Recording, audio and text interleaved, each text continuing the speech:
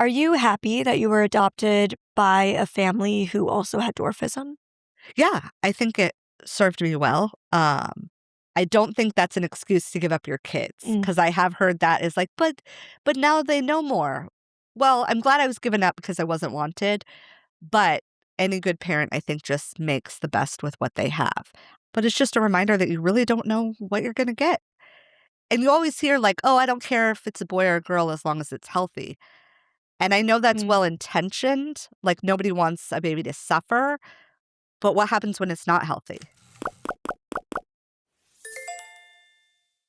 Hello, and welcome to this week's episode of What It's Really Like with me, your host, Molly Burke, where we have interesting conversations with people who have unique stories to tell. And today's guest is one of my favorite people. We met, when did we first meet? Okay, not even that long ago, less than a year ago. I feel like we've known each other for For a a lot very long longer time. because we've known each other through the internet for a lot longer. Yes, and we're both very similar in our I like to say the most polite way of saying fresh takes, hot takes. We're very honest Yes, people, very honest individuals. yes. So this is Jen Montzingo. So for those who don't know, who is Jen Montzingo? Did you know that I watched all your episodes? Oh, we love Granted, I that. watched most of them, but then I really wanted to do my homework. This is the question that was the most intimidating, is who is so and such? Um, I'm an elected politician in North Hollywood. I'm on neighborhood council, but this question, actually, I could tell you super deep, dark secrets, but this one gives me the most anxiety because I feel like now that I've become more disabled, I don't have a pretty answer like I did before so much of like, I'm a teacher, I do this, I go to Pilates at this time and this time. And it's more of like who I am. Like, I have 2 dogs. I like building Legos. I have tropical plants. Like, sure, I dabble in a lot of different careers as we all do, but I think this is like the existential question of like, who are you? And like, I don't know. I don't know if you felt like that, but when you were beginning your disability journey, redefining your roles in society Mhm. was, at least for me, quite a journey. I am still somebody who struggles with putting a lot of value in productivity. Yep. And I think as disabled people, we are so hyper aware that the world sees everything we lack, everything that we can't do, all the ways in which we are less than. And for many of us, it becomes a coping mechanism to become extreme high achievers and put this intense level of pressure on ourselves to outperform non-disabled people in the hopes that non-disabled people will just see us as barely equal. Absolutely. And so it is hard still for me at 32 years old as a blind woman not to put a lot of my self-worth and self-value in my accomplishments, but to actually see the person when you strip all of that away, when you strip away the golden plaque and you strip away Forbes 30 under 30 and best-selling author, that just Molly has value. And so I completely understand. Like, that is so valid. And what's so interesting about your story that we'll get into is that you were born with a disability and then later acquired a second very significant disability. Yeah. And we often talk about disability as something you're born with or something you acquire through age, accident, or illness. And we rarely think about the people who live in both categories. And to be honest, I feel like you're my first friend in the disability community I've met who does live fully in both categories. Yeah. So take me back to your childhood. Tell me about your life. I was born in Boston. I was adopted at 6 months. My birth parents, I'm kind of exploring those topics on videos right now. My birth parents planned to have children. They were wealthy, both had PhDs. They took me home for 3 months and then decided that they did not want a disabled child because to them, culturally, it would impact how they were perceived in society. So at that point, they put me in a group home, um, and which is foster care. And then I was adopted by my parents who have dwarfism. And there's three of us, myself, and then I have another brother with dwarfism. And then my youngest brother is the tall one. He's 6'1", 6'2". It's not the first time I'm going to really be hearing any of your story. I know your story inside and out. We've talked about it many times over. Every time you talk about the fact that your birth parents brought you home and kept you for months before deciding to put you up for adoption, it breaks my heart. And I remember when I was 15 years old, I had just lost the majority of my vision a year prior, and I had entered the Miss Teen Canada International Beauty Pageant, and I went to this pre-pageant event, and I met this other teenage girl who was in the pageant with me. And when I told her that I was blind, the first thing out of her mouth was, "You're so lucky your parents kept you." Wow. Was she blind from birth?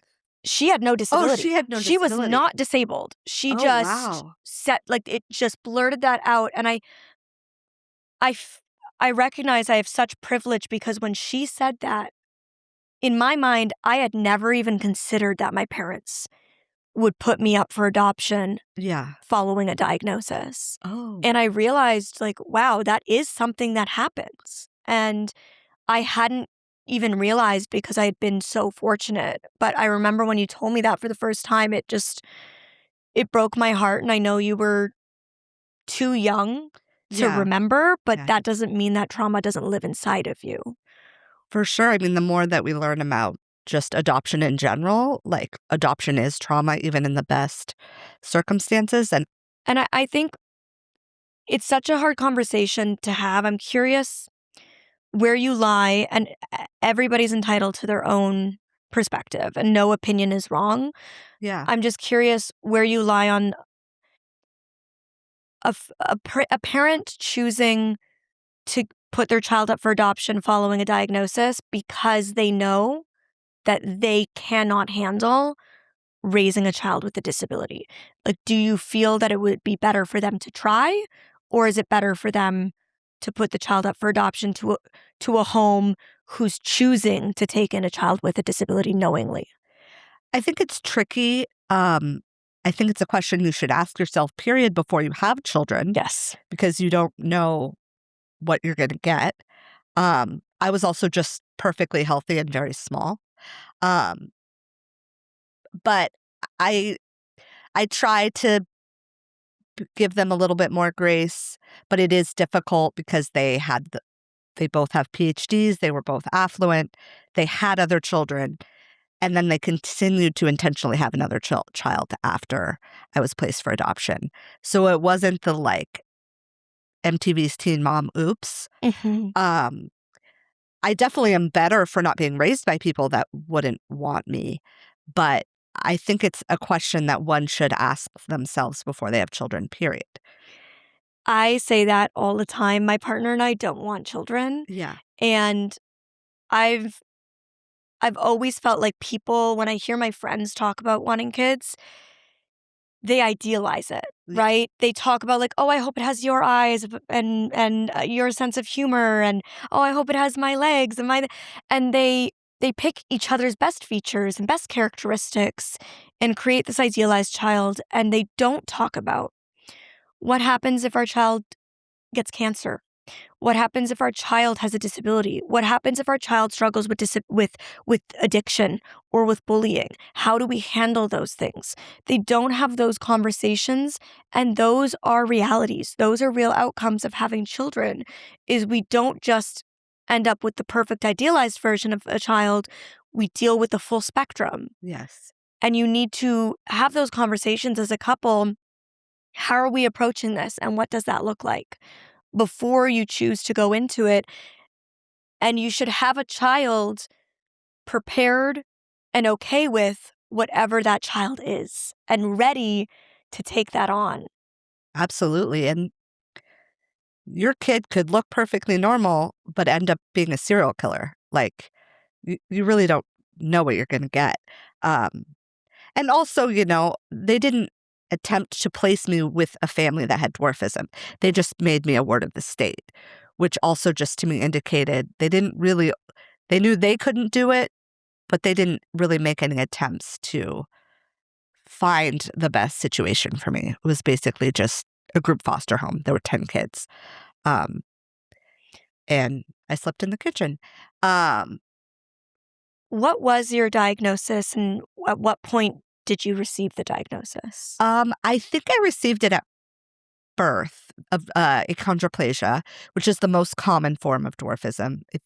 More often than not, there's 250 kinds, but more often than not, you'll see someone with achondroplasia.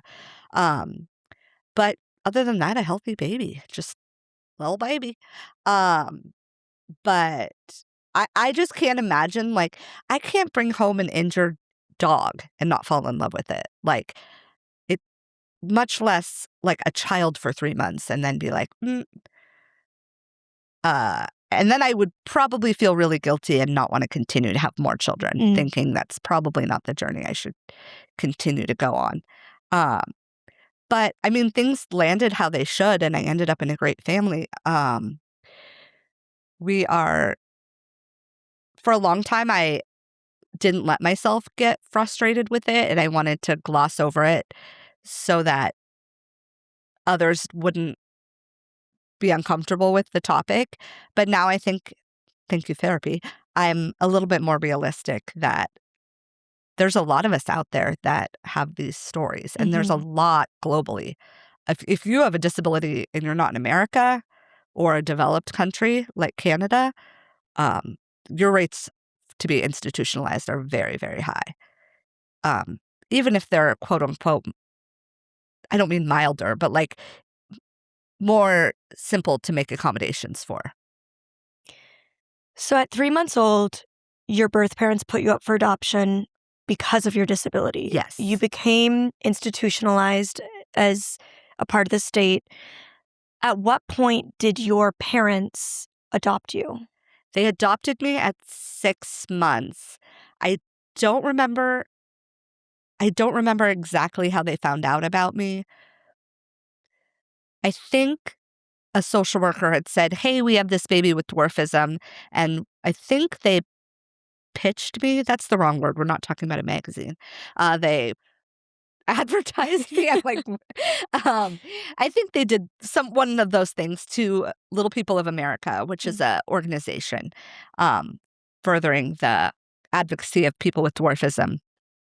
So I think that's what they did.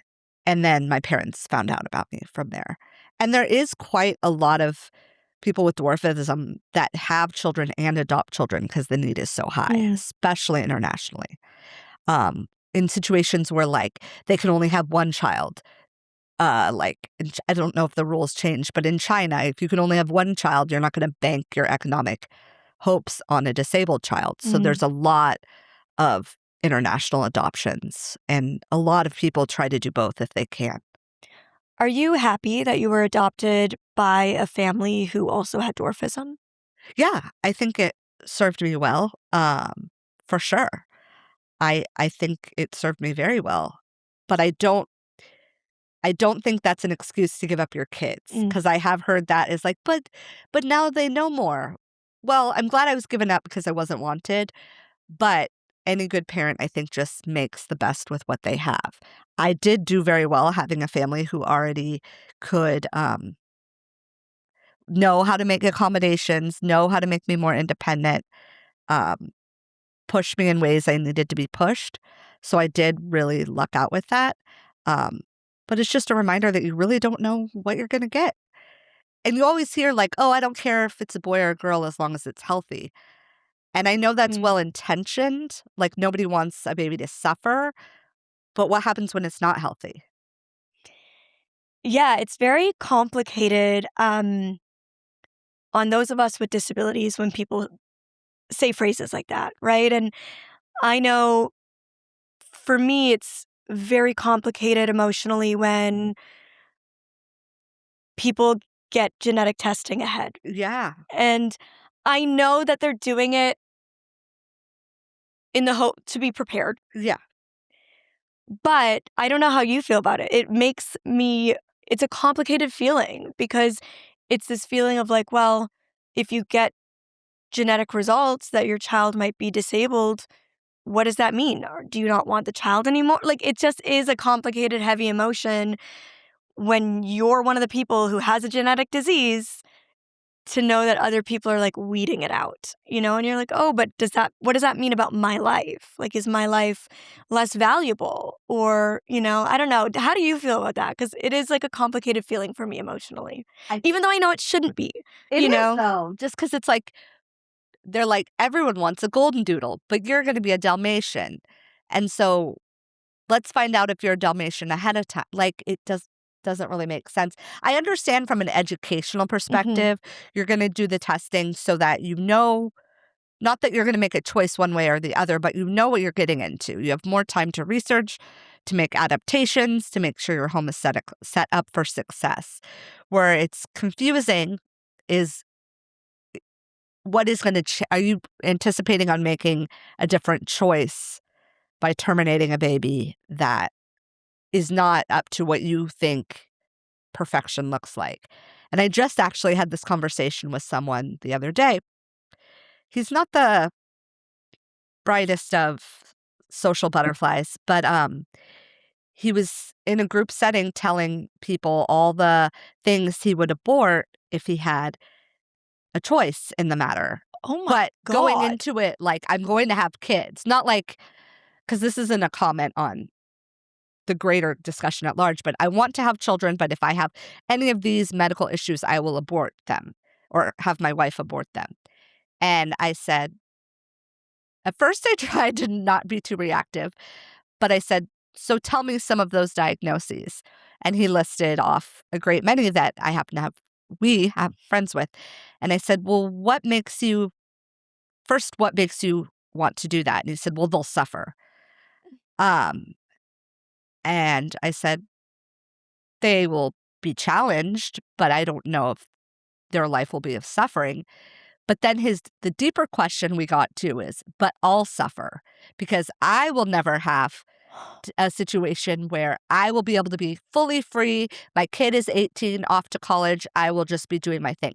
Granted, he doesn't have kids because I think most parents don't feel that way, even with typical children, that their kid turns 18. The goal shouldn't be like dust your hands off at 18. Goodbye. Yeah. So I don't think that's like a common thing, at least of my friends that have adult children. But yeah, he was like, I can never enjoy a normal family vacation again. I'll be worried the whole time. And I'm So like, don't have kids. Yeah. So don't have kids. Like, that is so frustrating to me. And like, I can mentally understand wanting to do the genetic testing. Yeah. And I can still emotionally feel some kind of way about it, right? Absolutely. And I think that's the thing. It's like I cognitively understand wanting to do that. Yeah. I emotionally still feel a little bit like weird because so many of my friends are disabled, many of whom have some type of genetic disease, many of whom may have been able to be tested prenatal. And would those friends exist? Or like, what would their lives have looked like if, I don't know. I think it's so nuanced, and people, like this guy was like, but you don't have kids. Like, you don't know the worries. I'm like, I don't know your perspective, but I guarantee that if that's the perspective you have, you don't know what you're getting into, because I feel like having a kid is one big, excuse my French, crapshoot, and you get what you get. And like, hopefully they become functioning members of society who are nice people and like not a mass murderer. Like, I feel like if you do those things, then you've done what you were supposed to do. But I don't think you can really just don't have kids. Or if you're so concerned, adopt. Because then you can pick out your Happy Meal prize and know exactly what it looks like. How old were you when you found out that you had been adopted and learned the backstory? I don't think I ever didn't know. I don't remember being sat down and told that I was or wasn't. So I don't remember that question. I didn't know the complexities that they continued to have another child intentionally after. Mm. I was kind of getting over the hump that I had a sister that's 3 years older, but I didn't know that then they went home and were like, let's try again. And to me, like, just karmic-wise, I would feel kind of like an asshole. Like, let's go home and do it again?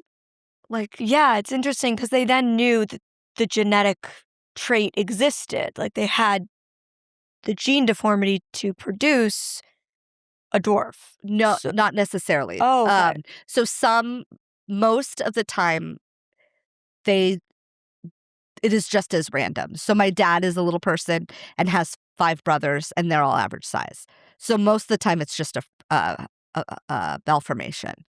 It's Okay, so rarely it's not genetic. It is if once you have it, but if you don't have it, and then you just have a dwarf kid, that doesn't necessarily mean it's genetic. But then there are Fascinating. kids like there's 250 types, so it's hard to make that. You can't make that statement overall. But for my type, it was just random. My disease is genetic, but I have such a rare type that nobody in my family's history has ever had it. Nobody in my family's future should ever have it. Like that's what Okay, the genealogist told us. and isn't there like 250 There's like, kinds of? yeah, when I was diagnosed, I want to say there was 60. Now there's well over that for like known gene deformities that cause RP. Have you ever met anyone with your specific type? Somebody DM'd me on Instagram that has my type. And I think I knew one other person growing up who was also ended up being diagnosed with my gene type in his 20s. What was that like? You know, it's interesting. I like didn't understand for a long time the gene side of things. Like Yeah. I also just kind of was like, "Oh, we all have RP. It's all the same for all of us." Yeah. And it was like as I got older that I started to understand the nuance of like, oh, there's multiple different genes, and depending on what gene you have, it reacts differently, and your vision loss trajectory is different, and how much it like spreads throughout a family looks different. Okay. Yeah, so like there's certain gene types where like 30 family members will all have it. Like it just Oh, spreads like wow. wildfire versus mine where it's like I'm just the fluke.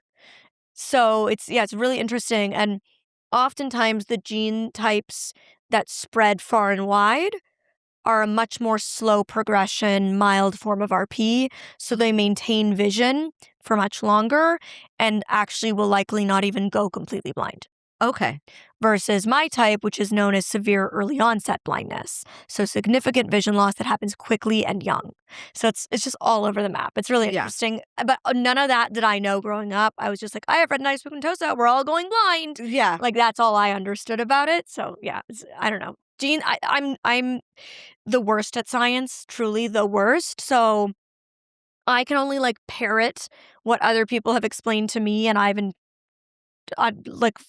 kind of figured out, and Yeah. that's it. I can't get too into the weeds, or I get confused myself, and I don't want to misspeak. But that's what I understand of it. And is there, like with dwarfism, is there one main type and then you happen to have a more rare subtype?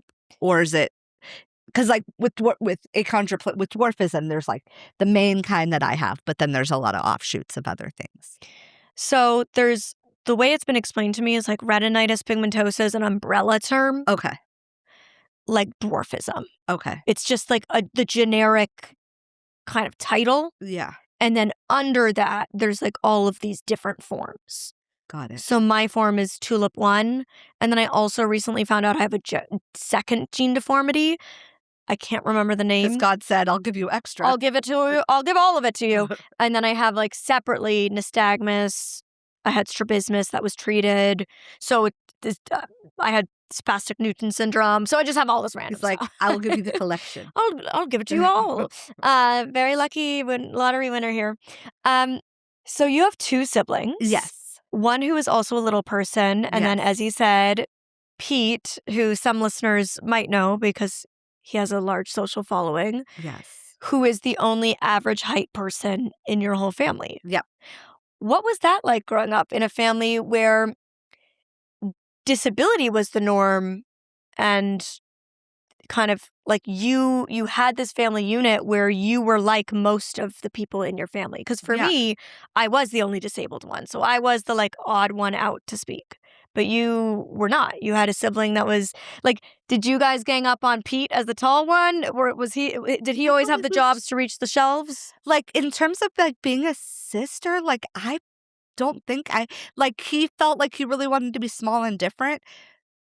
But while our family was small, the greater world was tall, so I never really looked at it as, like, a us versus them. Plus, my grandparents were tall, my cousins were tall. He has very distinct memories of, like, "Oh, I was the other one." Um, but I don't really remember that, but I don't really know. Like, he feels that way, so but from a sister, I don't remember anything like that. We have a gap in age, so I thought, like, "Okay, thanks. You gave me a baby, and now."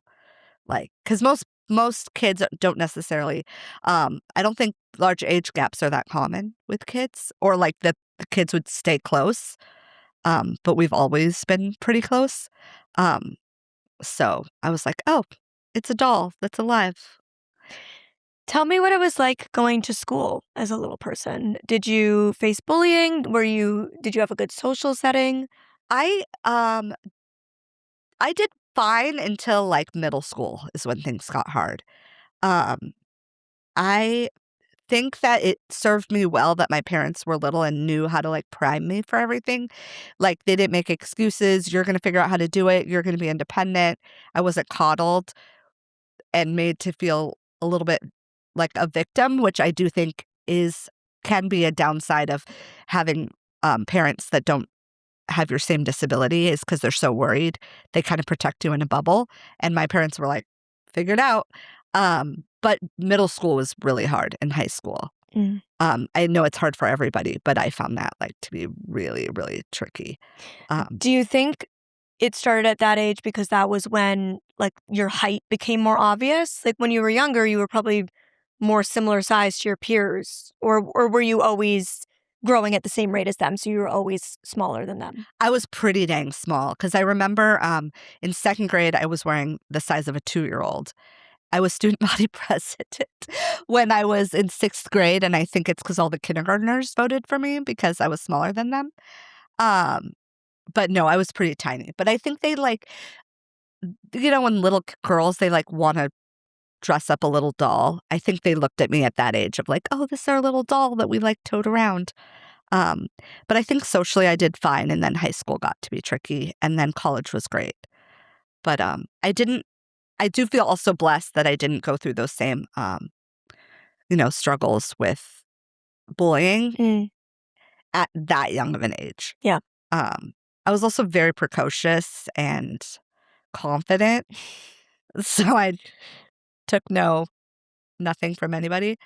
Um, I call myself the same, like, I was definitely precocious as a kid, and I feel yeah, like it was hard because I was such, like, a loudmouth. I was so extroverted and big yeah, in my personality yeah. that it, like, drew attention to myself, and I definitely, struggled with bullying throughout school, and I feel like it's 'cause I couldn't let myself blend in, No, like, I would, like, put myself out there, and then more eyes are on you, and then it becomes easy to bully you when you are you are, different. You're yeah. the obviously different person in that room. And then it's really hard when developmentally at that age, you can't think outside yourself. Like, kids are just narcissists by development, just they're supposed to be. Developmentally, your brain's not formed till you're 25. So if your personality is already like that, but you have this soft spot of a wound, Mhm. then those are going to marry each other. And maybe, I mean, your situation, I remember hearing your story about what your peers did to you. That's another level. But for someone with less, someone who's the peers did less to them, it would be easy to make a connection that it's because I'm small or it's because I'm this. And sometimes you just might be a jerk. Mhm. Like, not every disabled person is that nice. Thank you. I say this all the time. Not all disabled people are good people. Like, we need to No. stop acting like disabled people are angels. Disabled people can be just as shitty as non-disabled people. Disabled people can be assholes. Disabled people can be racist, can be bigoted, can be judgmental, can suck. Like, we are not immune to it. just because we have a disability. Yeah. But people love to place disabled people on this pedestal and be like, oh, look at this angel baby. They're so inspiring because they're disabled, even though I know nothing about them except that they're disabled. And for all I know, they deal drugs on the side. Like, we don't know. Stop assuming. You are Disability allowed Breaking to think Bad. somebody is inspiring if you know their story and their story is objectively inspiring. You are not allowed to think somebody is inspiring if all you know is they have a disability.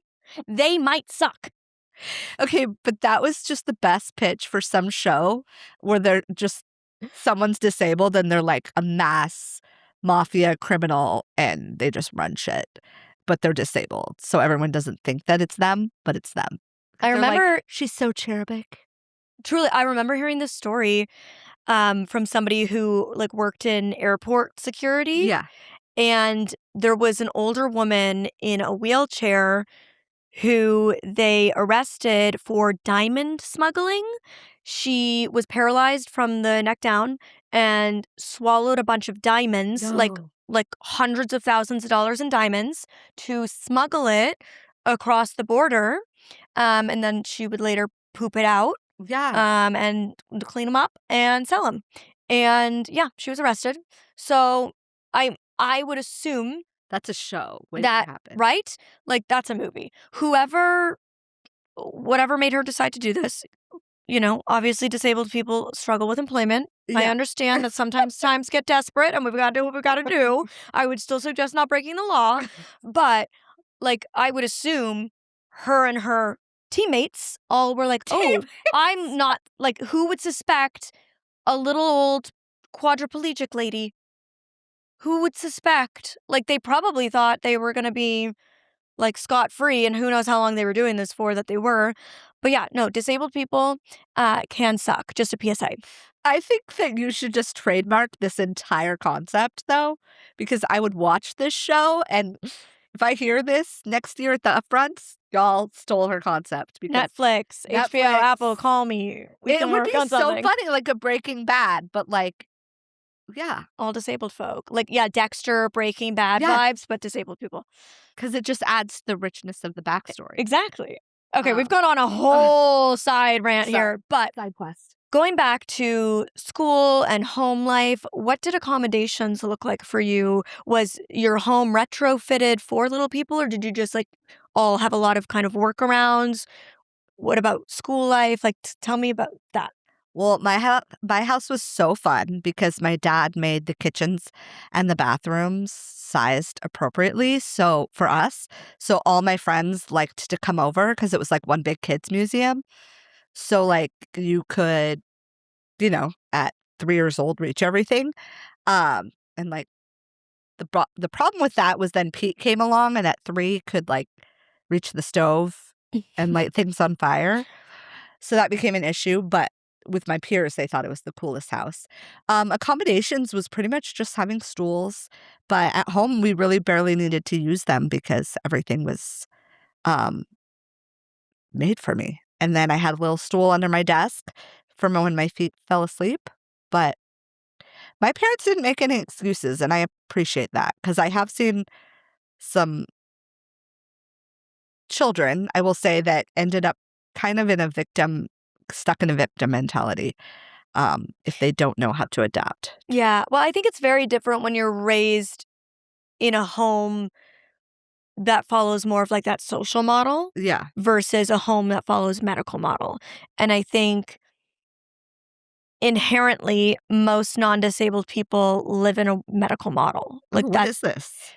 Educate me, professor. Oh, do you not know much about social versus medical model? No. Okay, so medical model is the idea that disability needs to be cured, Okay. changed, fixed, healed to fit society. And social model is the idea that disability is a construct and what disables me is not my own body, but the inaccessibility around me. So an example of that would be if you hand me a touchscreen phone that has no screen reader, I am disabled and I need to ask for help. But if you hand me a touchscreen phone that has a screen reader, I'm not disabled because I can fully access everything on that phone that sighted people can.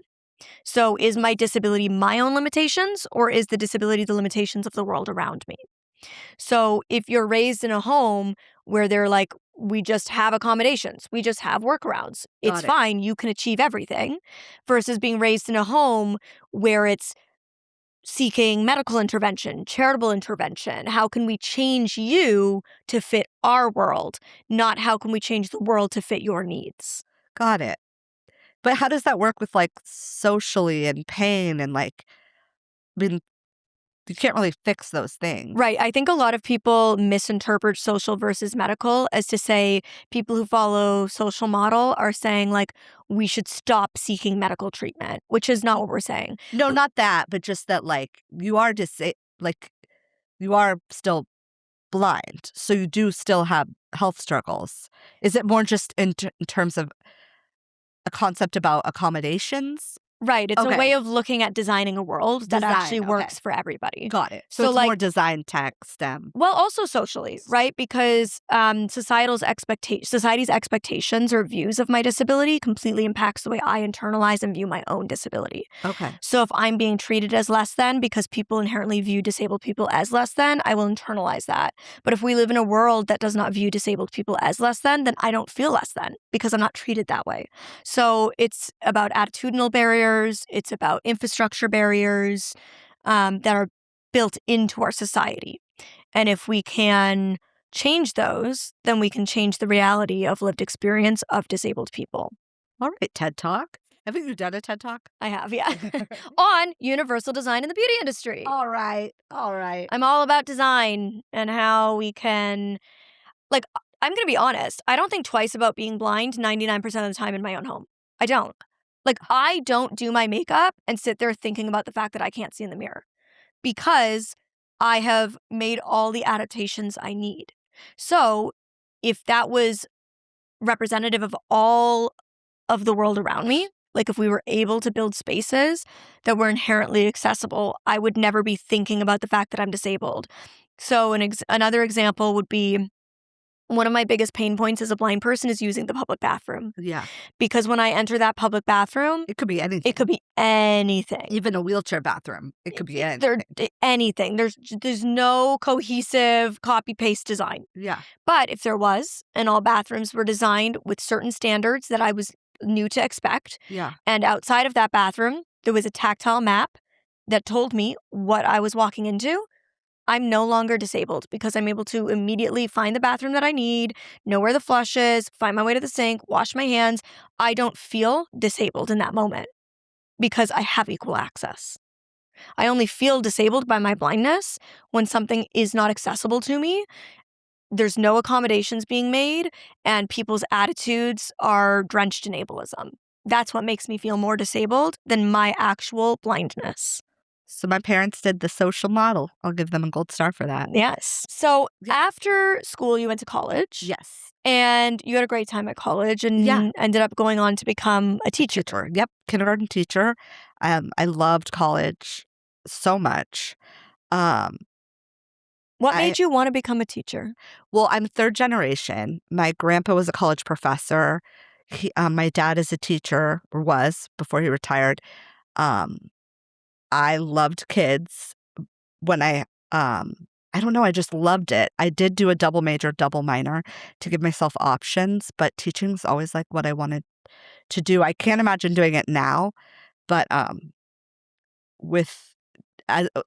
felt like kids really connected because, I'm their size. They would always call me like my size teacher. Oh, That's really cute. Yeah. That's really cute. I think having disabled people in the education system, especially with those younger years, would make such a positive impact. Yeah. Because they're learning from such a young age about disability and normalizing it. Yeah.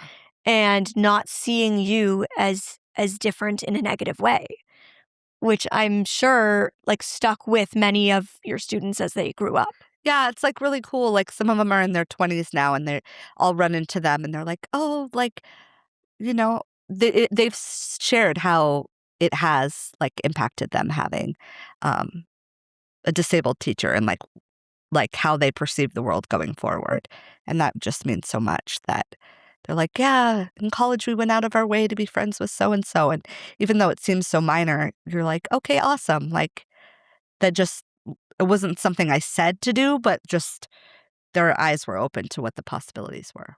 I'm so passionate about representation for young children Yeah. because I really believe that so much of the discrimination that you and I face today in the societal attitudes stems from the lack of representation that the adults today saw as children. They had no access to learning about disability, so they developed a fear of it Yeah. because now they don't want to do or say the wrong thing. Well, you're so right. And it's actually becoming, I was shocked. Like, it's societally okay of all the disabilities to openly say that you have a fear of people with dwarfism. Like Chelsea Handler said it in a book. Rosie What? O'Donnell said it in a book. There are many famous people that got no pushback. Wait, I'm sorry. People are saying that they, like A-list celebrities, A-list are celebrities publicly saying that that they have a fear of little people. Yeah. And they're saying it like, we're not talking about like gotcha moments. They're like just putting it in their comedy routines. And Chelsea Handler, who I think is hilarious, I had to stop thinking was quite so hilarious because she like owned a little, like her whole bit was that she had a little person sidekick, but like, and she would always make fun of him. And yeah, it was like a more of an ownership. It wasn't a peer. Oh my God, I hate this so much. I'm so confused. What are they, like, where is this fear of little people stemming from? Like, what are they saying is so scary about you? It's just the anomaly. It's just like one of the few disabilities that gets over fetishized. And it's openly okay to say like certain things that you would not hear said about another group. I think we as disabled people are so often othered. Yes. Like, people literally think that we don't exist like in the outside fantasy of world. Yeah, like we're completely like blocked off from society. I say this all the time when we see parking lots and all the disabled spots are filled. Majority of them don't even have a placard. Yeah. And I'm like, do you think we don't come out at all hours of the day? I saw this TikTok that said that the disabled parking spots should be okay to park in after 10 p.m. And I said, because disabled people stop going out after 10 p.m.? Like, the way that people think disabled people are completely separate from them, as if we are not also just you. It drives me That's insane. insane. It's insane. And the fact that they think that they can, like, openly talk like that, as if you, a real little person, will never hear it. God, the interwebs. What are those? It's That's so interesting. frustrating. So you stopped teaching Mhm. following your accident. Yes. Can you tell me about the accident that led you to acquiring a secondary disability? I had my legs straightened when I was late 20s. And a lot of times our legs are very bowed because my torso and my head are the same size as yours with shorter arms and legs. So kind of like a dachshund um, vibe, weird proportions. And so my legs were bowed and I had leg surgery. And then story of my life, didn't ask for enough help in the world and fell off a stool while I was recovering from that. Um, but it wasn't even a tall stool, I'll have you know. It was only like 2 or 3 feet. And I hit my butt first, then my back, and then Oof. my neck and head. And Ow. cut to like 6 spinal fusions since then.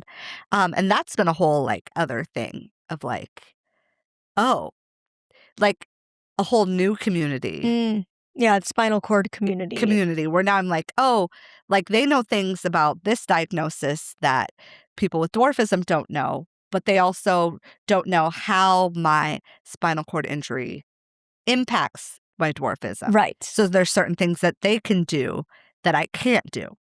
So it's Do you feel like you're like not quite in this community, not quite in that? Like, you Yeah. can't fully relate to either because you're dealing with like these 2 lived experiences versus just the one. Yes. And a lot of people get like, I wouldn't say a lot of people. People get confused sometimes because the surgeries on me don't go according to plan of a typical person with a spinal cord injury because they don't also have other extenuating factors of their bones and everything being shaped normally.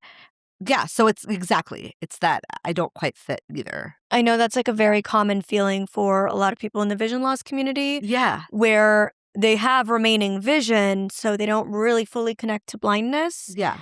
but they don't have enough vision to really fully connect to being sighted. Yeah. And so they kind of like feel like they're floating somewhere in the middle. And I think a lot of people with kind of that middle line on the spectrum of any disability feels that like, where do I belong feeling? I went to we have a mutual friend named Chelsea who's been on the podcast. You should watch Chelsea that. Hill. You should watch that episode. She has a wheelchair dance troupe convention thing that she does. And I remember the first year I went for 10 minutes and left because I was completely overwhelmed by that much spinal cord injury. But I'm like, why? I've been around disabled people my whole life. My parents are disabled, but I've been around um, little people disabled. It was just like a whole new box of crayons that was totally different. Mm. But then in another way, I feel like I get stared at less being in a wheelchair because people can't quite place, am I short or am I in a wheelchair? Because my wheelchair actually seats me taller, I think, than I would be standing. So in that way, I'm like, oh, I kind of have an advantage, which I never realized because they don't quite see me the same. Mm. So it's just like disability bumper cars in Yeah. terms of like all the different things that come up. And I never would have thought like I would be overwhelmed by a bunch of girls in wheelchairs and leave, especially because I'm an ambulatory wheelchair user. I don't use it all the time. But it was weird. It just hit funny where I was like, what the heck? I have my whole life with just this identity of being a little person, and now it's a whole new one. I can relate in that, like, now as an adult, I have so many disabled friends with so many different disabilities. Yeah. But my exposure to disability growing up was mainly blindness. Okay. So, like, I knew a lot about blindness, and Yeah. then I think there's this expectation when you're disabled that you just, like, know about disability, that you just know. You just know. And you don't. You have to learn just like everybody else does. Like if it's not your diagnosis and lived experience and community, you also have to learn about it. So there's been a lot of learning for me when it comes to understanding other disabilities and the lived experience of that and the terms that you shouldn't use or the ways in which that disability impacts their life and stuff like that. So I definitely understand like going into that environment and feeling like I'm supposed to automatically connect and understand and know because I've been around this stuff my whole life and I am now one of you, but also I'm still not and it's still new and I don't get it.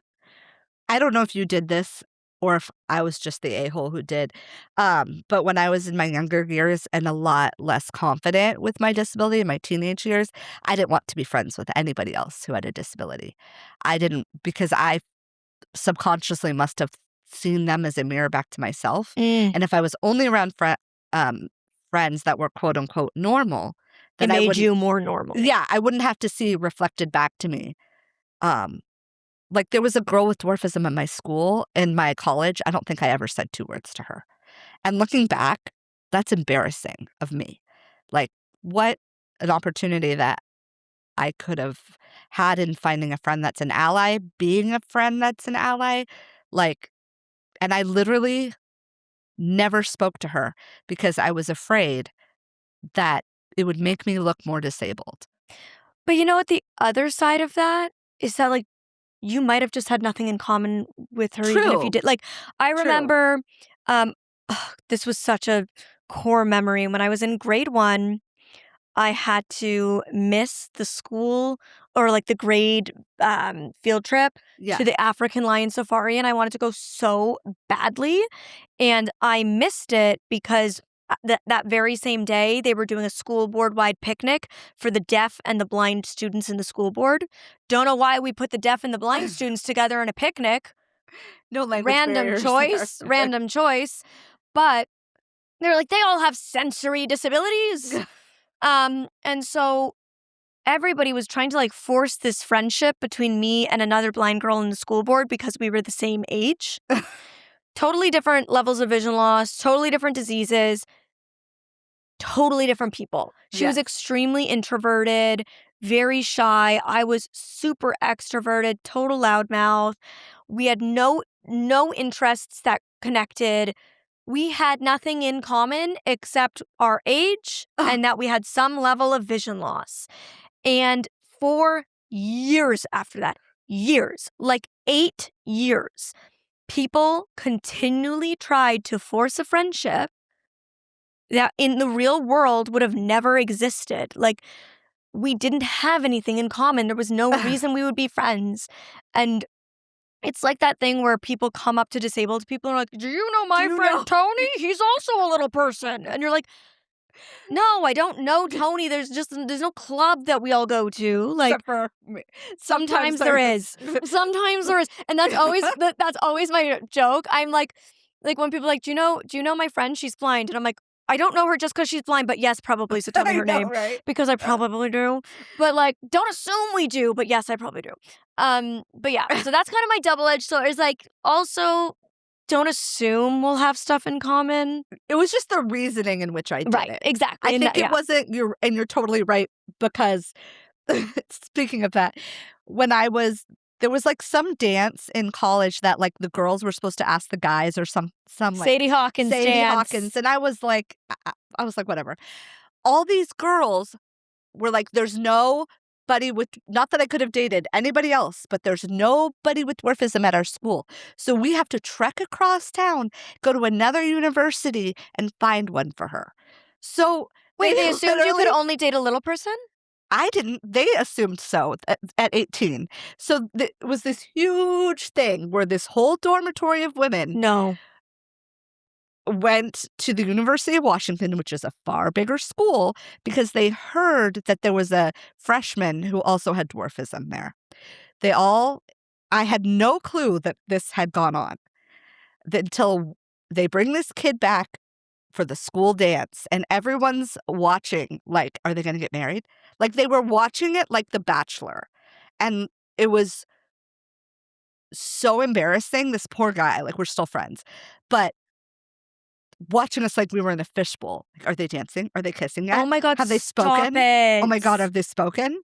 Oh God, they've spoken. And it was the most embarrassing thing ever. I hate that so much for you. And we had nothing in common, but I was just like, is that all? Like, but it was also so well-meaning, because it's a bunch of like 18-year-olds trying to be inclusive. But like, they took a field trip to go find one in another school. Stop. Oh my God. Today, they would have like gotten on Tinder. Swipe. Oh my God. That's so cringy. That's hilarious. Yeah. It's like well-meaning. Thank you, sweet friends, for trying, but like misdirected, good heart. And like, everyone was asking about it on Monday. What happened? The other dorms were all talking about it. Are they going to end up together? Like, it was tea. I feel like there is so much internalized ableism that many of us live with growing up, and it takes like a lot to deconstruct that, and you need to do it with such intention. It's interesting to me to hear that you had that internalized ableism even though you were raised in a household of people like you. I always felt like, oh, maybe I had that because I didn't like have that around me. But I remember when I was in like grade 7 or 8, I was at a private school, and there was nobody else who had a disability in my grade except for this one boy who had a condition. I can't remember. It impacted like multiple different things, but the main thing was that he had a facial deformity. Okay. A facial difference. And he made this big deal about how I was cute and he would ask me to the dance, but I'm blind. So he would only ask me if I was sighted. And I think I kind of knew that he was doing that because like I was the only other person in some way like him. Okay. And he could put me lower than him, like because of his own internalized ableism. Like it was his way of asserting dominance and making me the more disabled person than him to everybody else. Yeah. And so he made this like big thing of it that like, oh, if I was sighted, he would ask me. We all need therapy as kids. Why does insurance pay for that?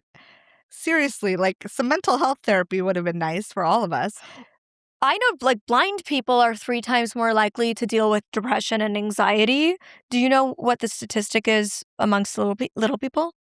I don't know for dwarfism, but I know disabled people are 10 times more likely to kill themselves. Oh. And that's a Harvard study, so odds aren't looking great. Well, as I mean, somebody we're who's dealt with fine. suicidal ideation Yeah. myself, it's a jarring fact. Yeah. I also know there's increased risk for dealing with addiction as well as disabled people. I think any, way of coping Yeah. that can be. I mean, but I look at this ages me. I look at kids now and I'm like, you can go to Target and see like a disabled kid. That's so cool. Like kids don't know how good they have it because of representation like you, because you're like an OG YouTuber. Um, like now there's like things that like I would have never even imagined that could have existed that just makes disabled so much more normal. It makes me so happy, like, to think about the younger generation living such a different version of reality than what you and I did or what the generations before us did. I think about the fact that they will grow up with access to a smartphone that they can use. Like blind kids will grow up with access to something like an iPhone or a Samsung or Pixel with talkback or voiceover that they're able to text their friends and get on Instagram. That was like a huge thing for Oh, me yeah. socially that I didn't have. Like all my friends would be texting each other in class or after school or on the weekends, and I would go back to school on Monday and they will have had this like full text conversation going on all weekend that I wasn't privy to because I didn't have an accessible phone. And then I would show up and feel completely left out and like they'd be making like jokes that I didn't get because it was Wow. this thing that happened over text on the weekend. And like all those ways in which I felt so disconnected from my peers, or the fact that, like, I never had a toy that represented me, but now there's blind Yes. Barbie that these little girls will grow up playing with. Like, all of these things just make me so happy, and that's not to say there won't still be challenges, because there's still so far we have to Yeah, go. but it's like the windows are opening a little bit. Right. And, like, I think about the fact that if I had gone to college, I would have walked around with access to a braille display, which is like a mini braille computer, versus the blind people who went to university generations before me had to literally carry their 20-pound Perkins brailler class to class. Like Wow. I had this benefit that they did not have, as the generations behind me will have benefits that I did not have. And like we're slowly but surely moving in the right direction. And I think it's so important to recognize the privilege you have over others and recognize the privilege others have over you. Like, it's Yes. important to see both sides. Yes, absolutely.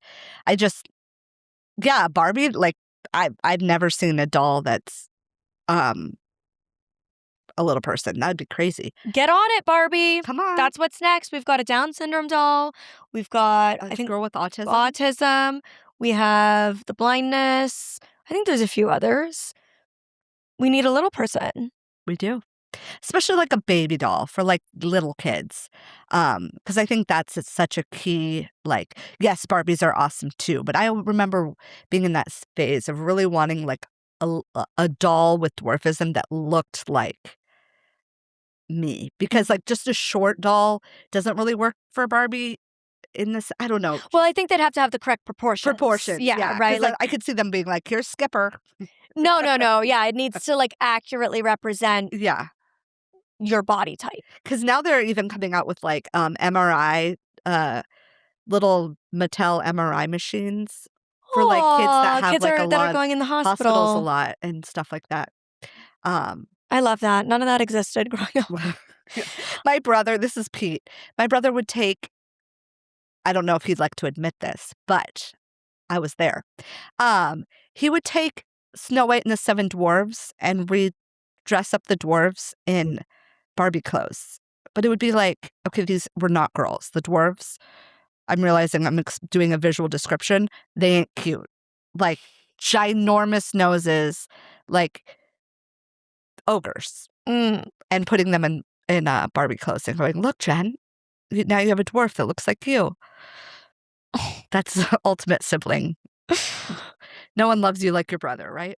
Yeah, your biggest fan and your biggest hater is your family. Is your They family. keep you humble and they push you forward. Yeah. But love you, Pete. Um, I want to yeah. circle back to your spinal cord injury. Yeah. When you fell off that 2-3 foot high stool Yeah. onto your back, did you immediately know that something was wrong and that you had a significant injury? Or were you just like in that moment of shock where you don't really like comprehend and your adrenaline takes over and you don't really feel it? Like, I what was didn't that moment know like? at all. Um, at all, at all. I remember being in pain, and the pain got worse as the days went on. And since I was already recovering from my leg surgery, I went to see the physiatrist that like oversees your rehab, and he kept telling me it was bursitis. You're fine. Go home, which is very common with the spinal cord injury I have, which is S1, so below lumbar. It's called cauda equina syndrome, where basically my entire diagnosis is from something that was not diagnosed. Had it been diagnosed properly, then it wouldn't be a permanent thing. So no, I thought it was sore, but then functioning got worse and worse and worse. And then he just was like, "You're fine. Go get some acupuncture." And then finally, Never would I thought a medical doctor would just say, go get acupuncture. yeah, so because he just thought, "Oh, she's just complaining." And then I experienced some more significant function loss. And the original orthopedic surgeon, I talked to on the phone, and he diagnosed it over the phone, and I was in surgery by Saturday morning. So had it been diagnosed promptly when I went in, it would likely not be permanent. So there's like, there's well, there's the cervical spine, thoracic is like chest point, and then lumbar, and the sacrum is like the horse's tail. So it's called cauda equina, like equine for horses. We have like a little tail of nerves that come off of our bums, and that's what got smashed. Oof. So there's not very many of us. I only And, know one other girl. Like, that- tailbone injuries are no joke. Like, I've just bruised my tailbone, Yeah. and I've had to do the donut pillow, The that donut pillow. whole thing. I've had to do that, and like, it's no joke. I can't imagine the nerves that are coming off Yes. of that being damaged and like the discomfort that would cause. And it's tricky because like I can't stand for a super long time, but standing is more comfortable than sitting, because sitting is just so much pressure on it. I ended up being at Cedars Sinai Hospital, which is a hospital in LA, for over a year, 383 days, through a bunch of different fusions.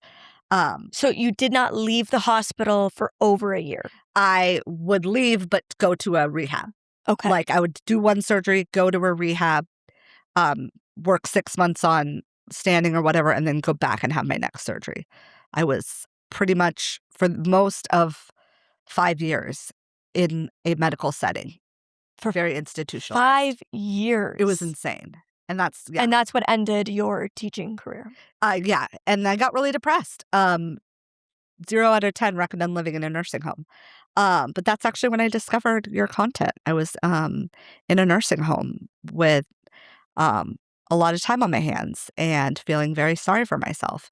And there's actually a lot of young disabled people that live in nursing homes whose families don't have the means of taking care of them. Yeah. Mine was, they have the means, but they're second generation, so they can't really be like lifting me and doing that sort of thing.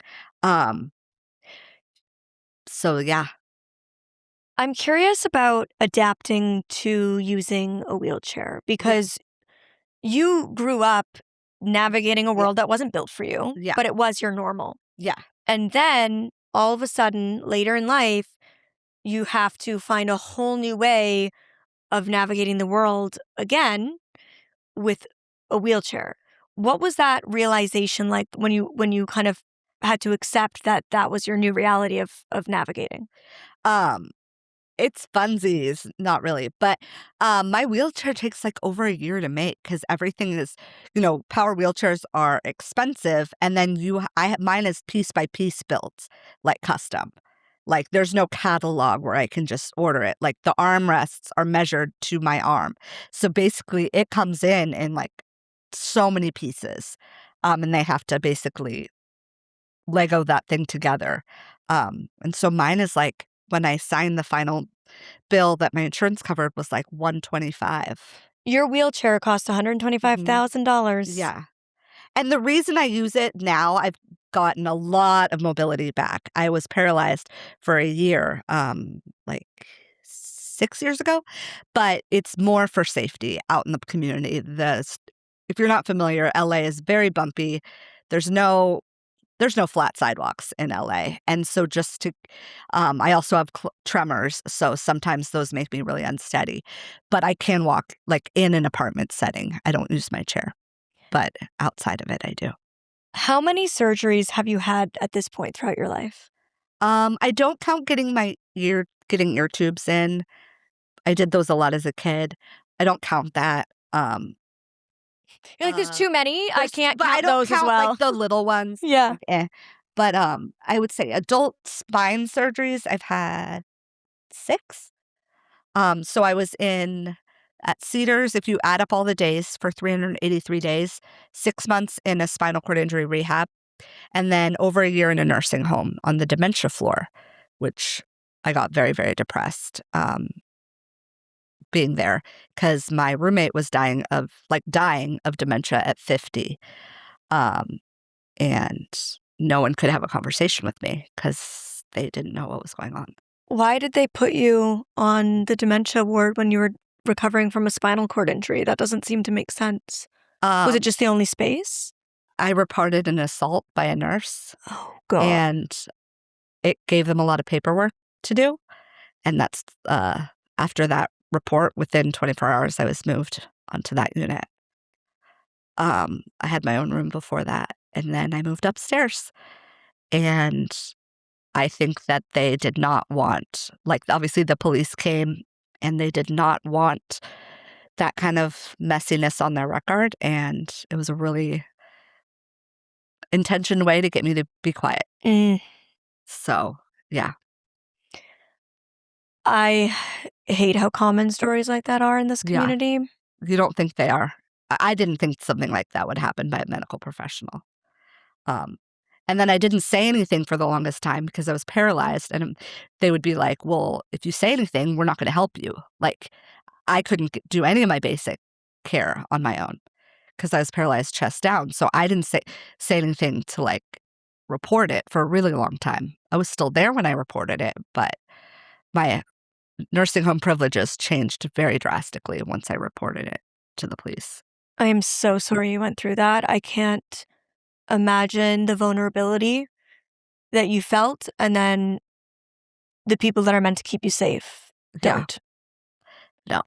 And they don't like filling out paperwork, and not like the lady from SVU, but that kind of police officer came. That unit, I forget what's SVU. Special Victims Unit. All I hear is the theme song. Dun, dun. Dun, dun, yeah. She came and said that I would be surprised how much SA is in nursing homes with medical staff and patients. It's the same, unfortunately, with a lot of facilities for disabled people in general. Yeah. Yeah. Yeah. And I didn't tell my parents for a long time until the newspaper article. It didn't feature my name, but until they got in trouble and it was a newspaper report is the first time I told my family about it. Because I just figured I'm too smart. Like, I can figure out my way around a medical system. Like, I've been in a hospital for a long time. I'm bossy and loud. Like, why can't I figure this out? But it was just that power differential. That was enough for me. And you were already vulnerable in so many other ways, right? Like, you're emotionally and mentally and physically going through so much. Yeah. That you shouldn't have had to deal with that, period. And you certainly shouldn't have had to deal with it alone. So I'm really sorry that you went through that. Thank you. And I think just like when you're lonely in a nursing home, it's so easy to be like, someone's trying to talk to me as a human. Like, oh, they're being nice. And so you don't like see a nurse and go stranger danger. Right. Like, you think that that's like a safe place to like be fairly vulnerable. And when the nurse is the stranger danger, um, it was pretty shocking. And I'm sure it makes you question your reality of like where is safe? Yes. If the places we're taught to feel are safe and Yeah. and they're not, what does safety look and feel like then? Yeah. And it's really messed things up when now I continue to have to go have surgeries, and now hospitals have become very dysregulating, like being in one. Just in general, like, how do you go back and trust, even though it's a different facility, how do you trust facilities, period? Right, when you know that people like that do exist within the exist. system, Yeah. and I'm sure you already had a lot of just medical trauma in general, and then to add that second layer on top is just another thing to hold every single time. Yeah. And when you can't avoid the medical system because you require it regularly, it's I can't even imagine trying to navigate that both emotionally, mentally, and continually physically. You've recently been recovering from a very major surgery. Yeah. I had a 360 spinal fusion from C2 to C7. Usually with spinal fusions, you go through just the front or just the back. Um, I wanted to get it all done with. And so they did the front and the back at the same time. So I have all new vertebrae, screws, rods, cages. I'm pretty much bionic. Um, I was supposed to lose my voice for a long time, and I didn't really.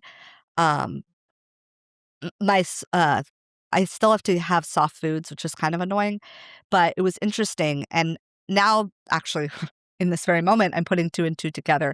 I developed a stutter after my surgery that I chalked up to maybe just being swelling up here. But I also sort of wonder, because I'm the last person you can get to shut up. Like, I'm not quiet.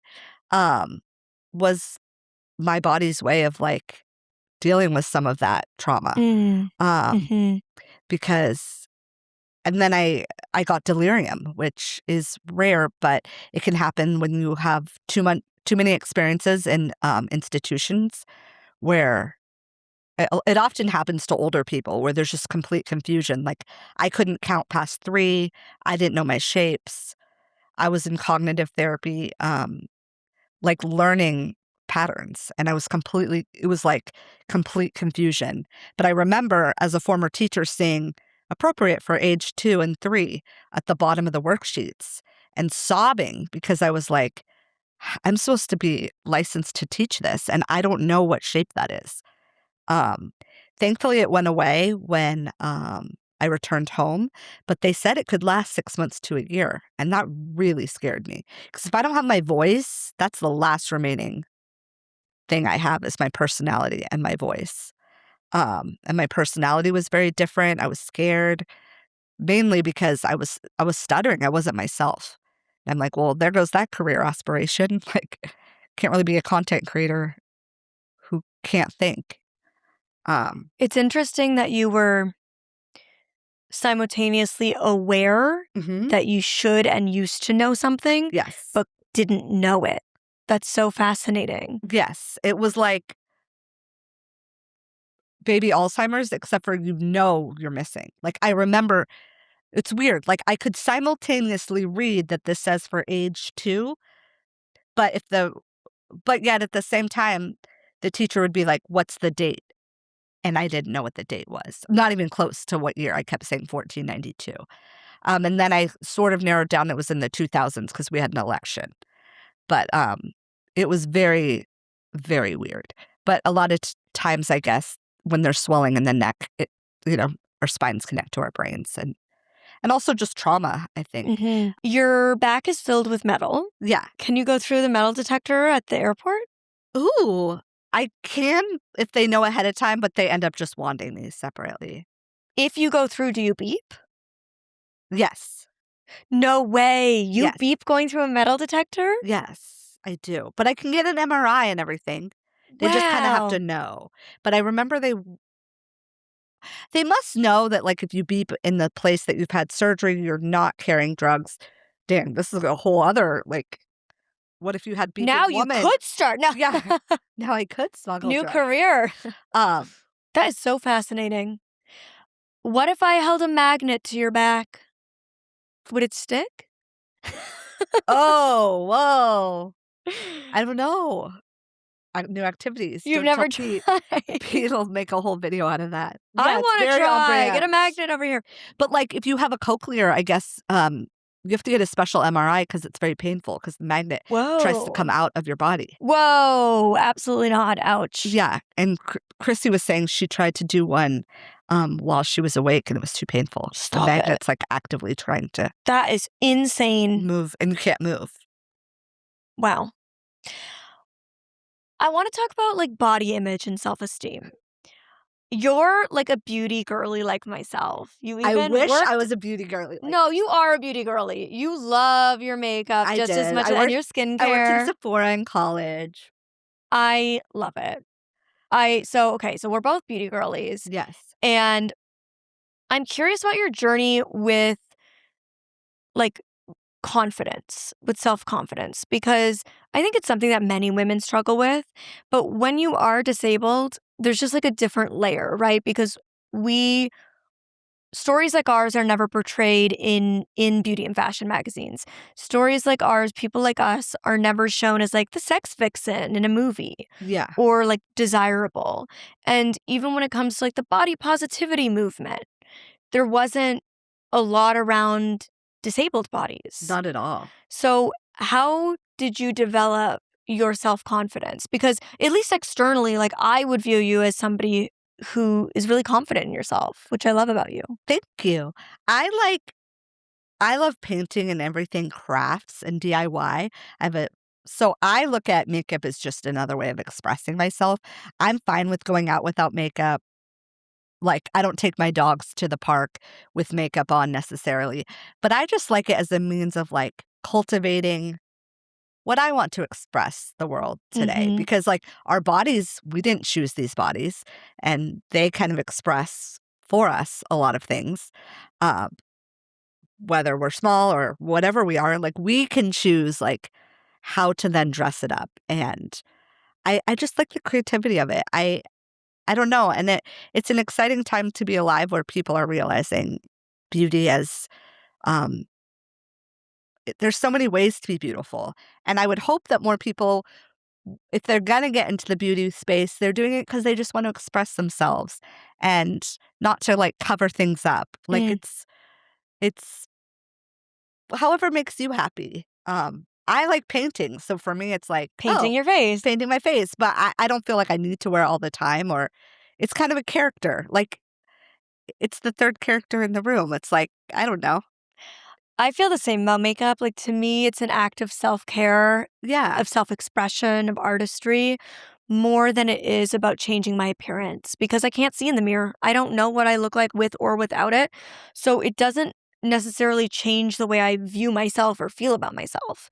I'm not wearing it to give myself more confidence. I'm wearing it because I genuinely enjoy the process and have so much fun doing it. But I am equally as confident going out to the grocery store or the gym or running errands without it. Like, I don't know the difference it makes, therefore I don't pick myself apart not wearing it, which I feel like Yeah. is a privilege, and it's a gift that my blindness gave me, that I get to actually just truly wear makeup because I love doing it, not because I feel a need to in society. Can I ask you a question about that? Of course. Do you feel like people treat you differently Do you mean treat me differently when I when do you or have don't wear makeup it? or you don't? Have you ever done that experiment? I think that the more I present myself with like makeup and a stylish outfit, the less disabled they think I am. Yep. Which is very interesting. So they are more shocked when I say I'm blind, when I'm presenting as I am right now, with a full face of makeup and my hair done and a cute outfit on, than if I'm in sweats with a messy bun and no makeup. Because it kind of goes with the, "Aw, Right. Like she's it's like precious and pitiful." like that. They're like, oh, of course she's disheveled. She's disabled.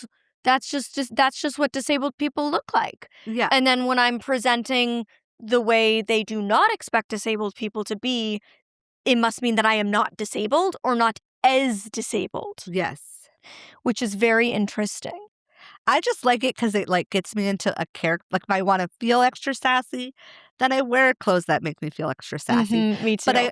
I love it. It's fun. Like I'm not like at the makeup table like, oh, I gotta cover this.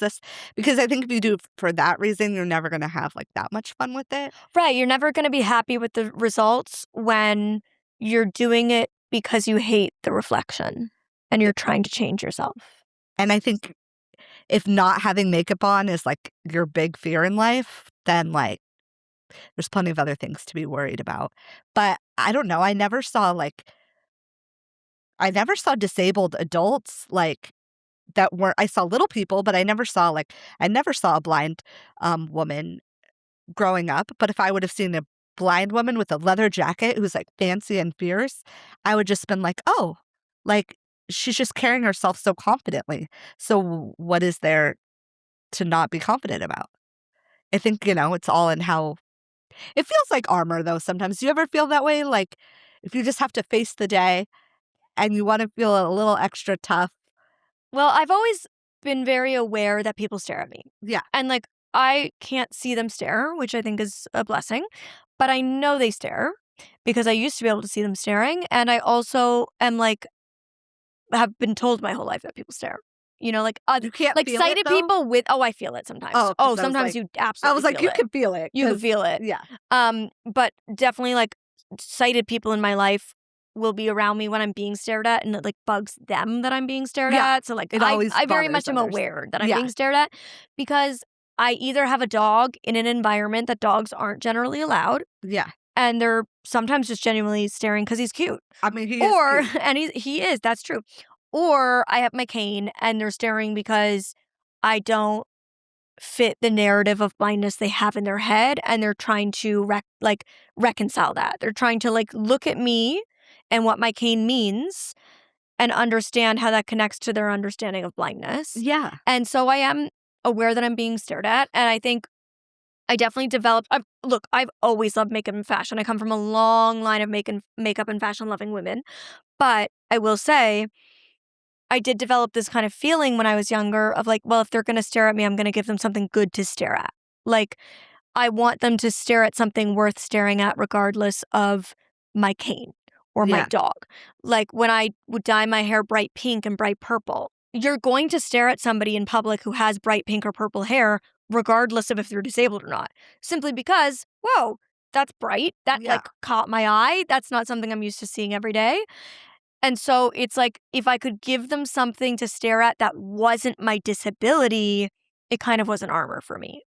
So I Yeah. do know what you mean by that. Like, even guys, like a cool leather jacket, tell me that they don't feel like cool when they leave. But yeah, like, and I love when like little kids come up and they're like, "Oh, your shoes are cool," and they're just red shoes. Like they're looking at something, but it's not your different. disability. Yeah. It's your fashion. Yeah. Tell me about shopping for clothes as a little person, because obviously you want clothing that matches your identity and your age.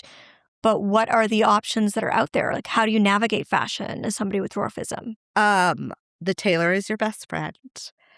Um, I just get a little bit all over the place of stuff. I know my like body well enough to know, just like I can even just be scrolling online and be like, that won't fit, that won't work, that won't work. But like certain shops might cater to certain, not they're like mainstream stores, but the fit might be a certain What are your aesthetic. favorites? Like, what are your favorite stores to shop at? I like Free People Movement. We love too much. I don't love all Free People, but I like that. Yeah, Free People particular. Movement's the Yeah, vibe. the other Mhm. stuff I'm like it's a little too many colors for me. I like Nordstrom Rack. I like anywhere. I like so Little People PSA sometimes don't tailor to proportions. They just have hem. And granted is a privilege to be able to get a tailor. Like I don't know how to hem myself, but I don't know. I just like that the whole tailoring process. So I can look at something now on the rack and be like, okay, that's not going to be able to be tailored Mm. in the right way.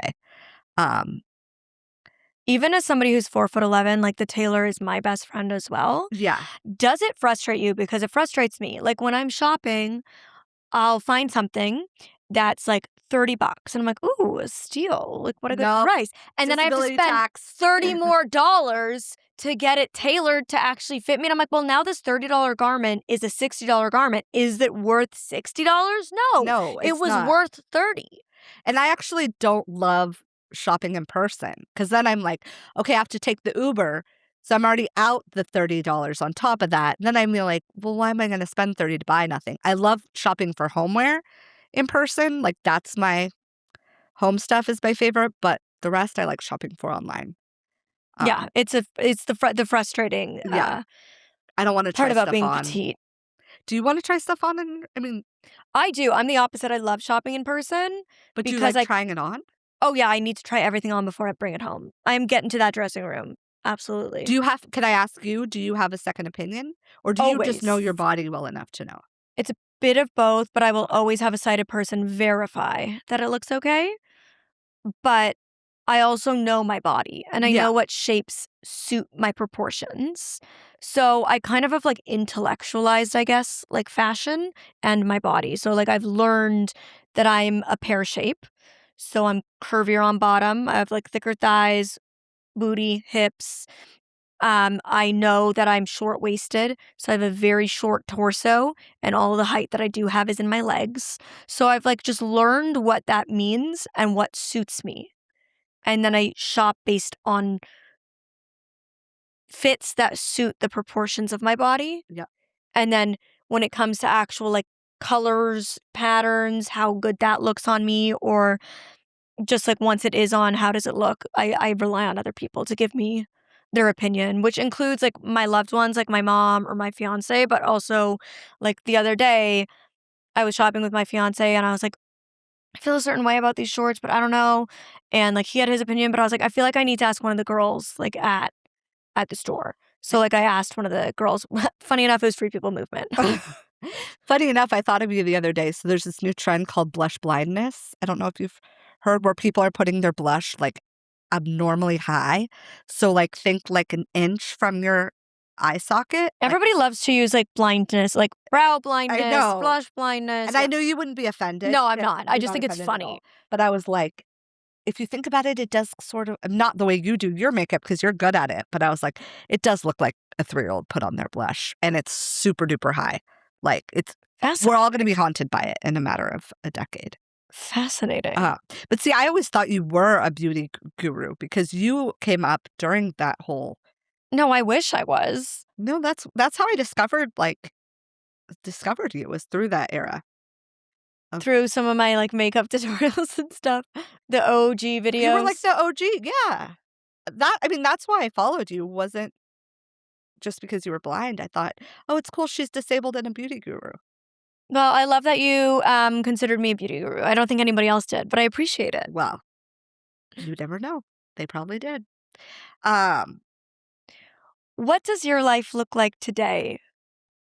6 years following your accident, right? 12 now. 12. Yeah. Wow. It's crazy. Time be flying. I am a nicer person now and a more grateful person now. A lot of the things that I was struggling with before I became injured were things that I needed to become injured to teach me. For example, all of my identity was from what do I do? Do I teach in the best Beverly Hills school that one can teach at? Am I living this very LA? I got every weekend in my 20s. Well, I did for a minute, and then that all became crashing down. But I also lived with more anxiety than I knew what to do with back then. And now things kind of just roll off my back. Like I was so like scared to tell anyone I was depressed. And then I ended up going to a treatment center for depression after I became paralyzed. So I like myself so much more now. I live a much simpler life. Like I have to constantly remind myself like, okay, you can't, you're a multi-hyphenate woman, but the most of us, I am not like TED Talk extraordinaire. But I'm just learning to embrace simplicity. I like a lot of old lady activities. such as tropical plants and decorating. You have the most beautiful plants in her apartment. You have such a well-decorated apartment, and Well, the plant thank you. game is strong. My mom taught me how to be a good do plant game well, but I'm just like more content. Things I would have never been content with in my 20s. I was on the scene in my 20s, and now I'm like um much more. I'm just nicer. Mm. I'm just nicer. Do you feel like acquiring the second disability and the depression that followed forced you into doing the work you needed to do anyways? You couldn't have said it better myself. Yes, and that was a very windy road of that I didn't think I'd ever like land there, but I think it is absolutely the work that I was required to do. And like you said at the beginning, like, what do you do? I don't do a lot of things in the traditional sense, but now I can say I offer XYZ. Like I'm not a podcaster like you are, but so when you asked, what do you do? I got really nervous, but now I'm like, but in my mind, I was like grounding myself. I was like, I'm not a podcaster, but I offer vulnerability or Mm. I offer kindness and really trying to take even away from myself and my own. Um, I'm very nitpicky with myself and perfectionistic about like what I can offer instead of what I do, because there's days like the pain, like the physical pain is a lot. And I'm like, see, I did nothing today.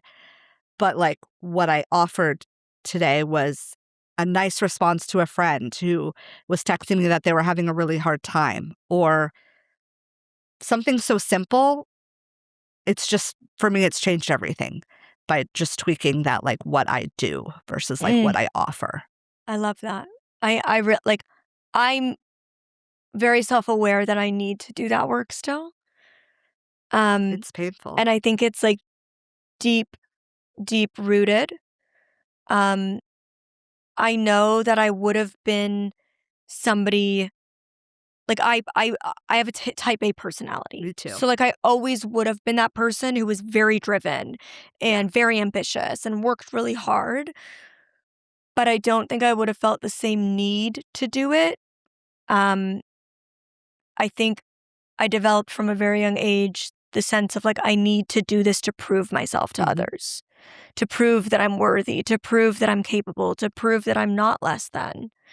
And that feeling is really hard to remove. It's really hard to feel like objectively, I know I've accomplished a lot of things that have shown that I'm worthy and have shown that I have this capability, but it never feels like it's enough for me. Absolutely, and, like, that's quintessentially relatable as a disabled woman. I mean, I'm sure whether your mom told you or somebody told you, you have to be 500% Yep, to get the job that somebody else is 100%. exactly. And then I felt like also like I'm adopted. I can't make my parents regret choosing Mm, me. Like I got to really like I got to amp it up. And so then having that secondary diagnosis cut all that like to smithereens, and I was really like down on myself for a really long time of like, look how little I accomplish. Even in the disability world, social media, everyone has a little bit of an ability to inflate what they do a little bit. Like people be like, I have this many followers on TikTok in their bio. And I'm like, mm, so there is a little of that, but that's just across the board in social media. But I really had to reframe the like, every day I've been asking myself in the morning, like, what do I offer the world and what am I grateful for? Because I used to, this was a really unhealthy practice when I first had a spinal cord injury. Every single day I would look at my calendar. This was the first year I um, had a spinal cord injury. I would look at the calendar the year before. So, for example, it was like May 21st, the year before I was disabled with the spinal cord injury, this is what I did. And then I would compare it to May 21st of today. mm. I was doing that every single day, literally with my calendar. Like, Wow. why am I tormenting myself? Yeah. This is not helpful. And I was like, I can't do this. I cannot. So I threw that away and just decided that the two questions I will ask myself is what I'm grateful for and what am I offering for that day? I love that. I'm gonna start trying to get better at that. I'm very good at knowing what I'm grateful for, but what do I offer the world is I like to think I'm offering the world something. You're I'm offering a trying lot of to. things, but when you're not, it's to say that even when you're not tangibly producing a podcast, you're Exactly. having That's the part that's that's hard the for point. me. It's not, please, if no one hear this as a list of things you need to be doing in terms of offering the world, it's a flip on that. It's today all I can do is lay in bed, but I can offer a nice make my dog's day even better by giving them extra playtime. I can offer my friends a supportive text even when I can't get out of bed. It's not you offer enough. I can tell you, I know you, but just calmer ways and Not the self-soothing ways. big things, Not the yeah. big things, It's but like recognizing the small things that you offer as being enough too. yes. And that makes you a valuable person, not just the like big picture things you check. Yeah, like who you offer is just who you are, not a skill set of things you do. Absolutely. Because your dog's not going to think you're any cooler because you have a podcast. Your dog just thinks you're cool because you spend time with them. Your boyfriend isn't going to think you're better because you have this, that, and the other. Like, it's because of who you are. And I think that's something at least I try to remember for myself. I think growing up, knowing that 80% of blind people are unemployed and knowing the barriers I had ahead of me, I just developed this, like, exactly what you said, like, well, I got to work really damn hard then. Yeah. Like, if I'm going to be the one to break through, I've got to work my ass off to prove that I'm worthy of that job, of that opportunity. And it's funny because now I'm an entrepreneur, but I didn't rely on people hiring me, but it just, that feeling lives within you. And It's hard to yeah, shake. That, like, you don't have to prove you're worthy to be worthy. and you didn't get engaged because your fiance is like, she's a podcaster and she does a TED Talk. Like, hopefully he would go home, his parents would be like, tell me about her. Like, there would be more than that. But it's like how you make people feel, the things that you offer just by being in the world. I'm not an expert in this by any means. It's just something that's helped me in my depression of like, okay, just my essence. Who am I in the world today? Because not every day can you be as fierce as you're living right now. Mm-hmm. It's weird because I don't know if you feel like this or if you're on the other side because you've worked through it, but even in my day-to-day life, like outside of work, it's like even at home, okay, I feel like I need to do enough around the house to be a contributing partner that's worthy of love. Or like, Yeah. my humor and my compassion and my love isn't enough. I have to physically do stuff because the way in which society treats you about your disability, right? Like my whole life, whenever I have a partner, they're praised for being with me in front of me. Yeah, like, what do you Like have nothing to I have offer? no off value. And so like, wow, it's so good that you're with her, which means you could be with a non-disabled person, but you Yeah. picked her. Good for you. What charity work you're doing here. And all of that being continually reinforced in you from the time I was 14 and started dating, like that you hold that. Yeah. And it's hard to feel like, well, oh yeah, all those people are right. Like this person is so good for choosing to be with me and like overlook all the ways in which they need to support me, which means I need to step up and do as much as I can, even when I want to just lay in bed, to be valuable in this relationship.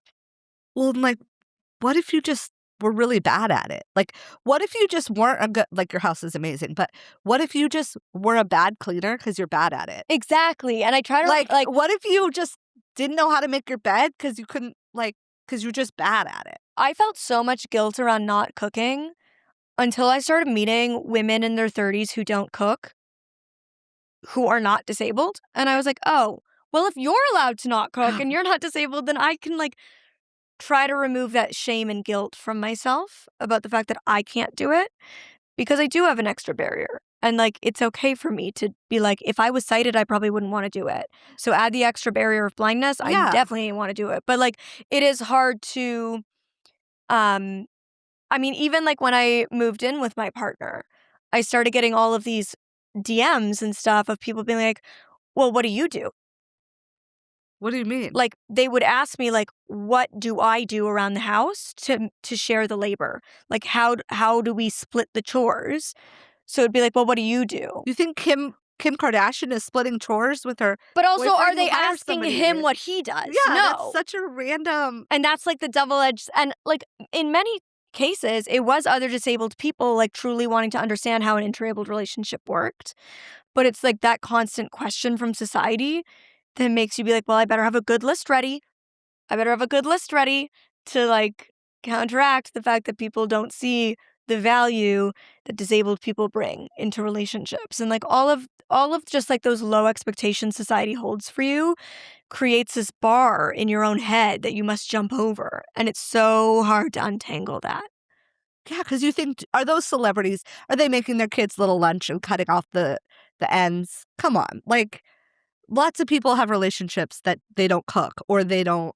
Or the dynamic looks different. but we don't Or question it as much. it's just, oh, they're busy doing other things. And would those be things you wanted to do anyway? And that was like the shift for me. Is like, if I could see, I wouldn't want to cook. Yeah. So it is what it is. Doesn't sound fun.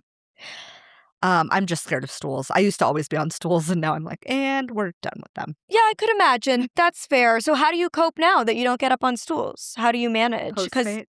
Postmates needs to they need to sponsor a lot more disabled people because we use them. Uber, Lyft, all of the things. All of it, Waymo, all of the I can't things. do Waymo yet. Oh, I love me some Waymo. I can't do it. Too scared. It's the best thing with a guide dog, like not having to worry about being denied access, and also as a blind woman, not having to worry about being in the back of a car with a creepy man who scares me. Although now you can do Uber and request females only. I did that on the way here.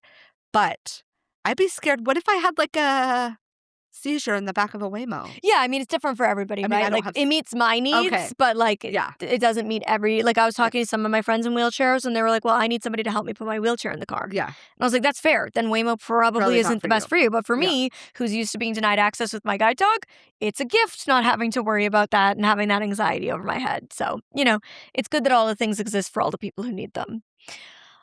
I want to ask the awkward question. Yes. The thing that people might want to know but are too scared to ask. What? Since being put up for adoption, you have not met your birth parents. If you were standing face to face with them today, what would you say and what would you want them to know?